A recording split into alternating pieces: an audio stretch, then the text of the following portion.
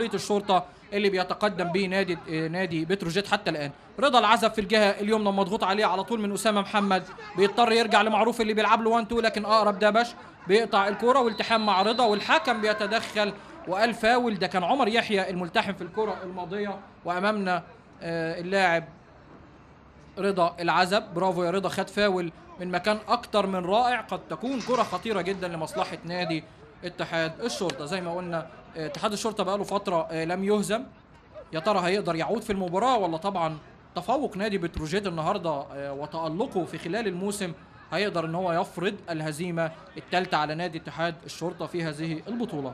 طبعا هداف الشرطه زي ما قلنا خالد قمر برصيد 8 اهداف، اما هداف بتروجيت فهو جيمس تيبي برصيد 6 اهداف.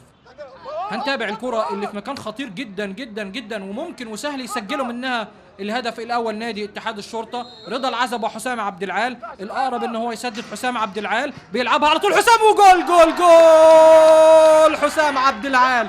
الله الله الله عليك يا حسام، ركنها بشكل رائع جدا وجميل وخادع وبيحتفل بشكل اكتر من جميل. اتحاد الشرطه يعود في المباراه اعزائي المشاهدين بهدف في منتهى الجمال لحسام عبد العال، واجمل ما في الهدف هو الذكاء الرائع من حسام، لعبها يعني ثغره في الحائط البشري لنادي بتروجيت. حسام عبد العال كان ذكي جدا جدا جدا وبخبره السنين بيحط حسام